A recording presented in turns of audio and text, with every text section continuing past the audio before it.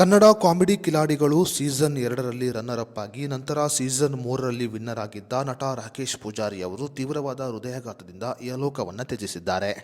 ಕನ್ನಡ ಕಿರುತೆರೆಯಲ್ಲಿ ತನ್ನ ಹಾಸ್ಯ ಮಾತುಗಳ ಮೂಲಕ ಸಾಕಷ್ಟು ಜನಪ್ರಿಯತೆಯನ್ನು ಗಳಿಸಿಕೊಂಡಿದ್ದ ನಟ ರಾಕೇಶ್ ಪೂಜಾರಿ ಅವರು ಸದ್ಯ ಕಾಂತಾರ ಚಿತ್ರದ ಪ್ರಮುಖ ಪಾತ್ರದಲ್ಲಿ ನಟನೆಯನ್ನು ಮಾಡುತ್ತಿದ್ದರು. ಕಾಂತಾರ ಚಿತ್ರದ ಶೂಟಿಂಗ್ ಅನ್ನು ಮುಗಿಸಿ ತಮ್ಮ ಗೆಳೆಯನ ಮೆಹಂದಿ ಕಾರ್ಯಕ್ರಮಕ್ಕೆ ಭಾಗಿಯಾಗಿದ್ದ ನಟ ರಾಕೇಶ್ ಪೂಜಾರಿ ಅವರು ಈ ಕಾರ್ಯಕ್ರಮದಲ್ಲಿ ಪ್ರಜ್ಞೆ ತಪ್ಪಿ ಬಿದ್ದಿರುತ್ತಾರೆ. ಪ್ರಜ್ಞೆ ತಪ್ಪಿ ಬಿದ್ದ ನಟ ರಾಕೇಶ್ ಪೂಜಾರಿ ಅವರನ್ನು ತಕ್ಷಣ ಆಸ್ಪತ್ರೆಗೆ ದಾಖಲು ಮಾಡಲಾಗಿತ್ತು. ಆದರೆ ಆಸ್ಪತ್ರೆಗೆ ದಾಖಲು ಮಾಡುವುದರ ಒಳಗೆ ಅವರು ಇಹಲೋಕವನ್ನು ತ್ಯಜಿಸಿದ್ದರು.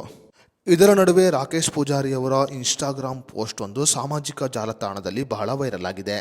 ಹೌದು, ನಟ ರಾಕೇಶ್ ಪೂಜಾರಿ ಅವರಿಗೆ ತಾನು ಸಾಯುತ್ತೇನೆ ಎಂದು ಮೊದಲೇ ತಿಳಿದಿತ್ತು ಎಂದು ಸಾಕಷ್ಟು ಜನರು ಮಾತನಾಡಿಕೊಳ್ಳುತ್ತಿದ್ದಾರೆ. ಇನ್ನು ಜನರು ಮಾತನಾಡಿಕೊಳ್ಳುವುದಕ್ಕೆ ಕಾರಣ ರಾಕೇಶ್ ಪೂಜಾರಿ ಅವರು ಇನ್ಸ್ಟಾಗ್ರಾಮ್ನಲ್ಲಿ ಮಾಡಿದ ಒಂದು ಪೋಸ್ಟ್ ಆಗಿದೆ. ರಾಕೇಶ್ ಪೂಜಾರಿ ಅವರ ಇನ್ಸ್ಟಾಗ್ರಾಮ್ನ ಈ ಪೋಸ್ಟ್ ಅನ್ನು ನೋಡಿದ ಸಾಕಷ್ಟು ಜನರು ರಾಕೇಶ್ ಪೂಜಾರಿ ಅವರಿಗೆ ತಾವು ಸಾಯುವುದು ಮೊದಲೇ ತಿಳಿದಿತ್ತ ಅನ್ನುವ ಅನುಮಾನವನ್ನು ಕೂಡ ಹೊರಹಾಕಿದ್ದಾರೆ. ಹೌದು, ನಟ ರಾಕೇಶ್ ಪೂಜಾರಿ ಅವರು ತಮ್ಮ ಇನ್ಸ್ಟಾಗ್ರಾಮ್ನಲ್ಲಿ life is short to me ಅಂತ ಪೋಸ್ಟನ್ನು ಮಾಡಿದ್ದಾರೆ. Life is short to me ಅಂದರೆ ನನ್ನ ಜೀವನ ಚಿಕ್ಕದು ಅನ್ನುವ ಅರ್ಥವಾಗುತ್ತೆ. ಇನ್ನು ಈ ಪೋಸ್ಟನ್ನು ನೋಡಿದ ಸಾಕಷ್ಟು ಜನರು ನಟ ರಾಕೇಶ್ ಪೂಜಾರಿ ಅವರಿಗೆ ಸಾವಿನ ಸೂಚನೆ ಮೊದಲೇ ಬಂದಿತ್ತ ಎನ್ನುವ ಅನುಮಾನವನ್ನು ಹೊರಹಾಕಿದ್ದಾರೆ. ಅದೇನೇ ಆಗಿದ್ದರೂ ನಟ ರಾಕೇಶ್ ಪೂಜಾರಿ ಅವರ ಸಾವು ಕನ್ನಡ ಕಿರುತೆರೆ ಮತ್ತು ಕನ್ನಡ ಚಿತ್ರರಂಗಕ್ಕೆ ತುಂಬಲಾರದ ನಷ್ಟವನ್ನು ಉಂಟು ಮಾಡಿದೆ.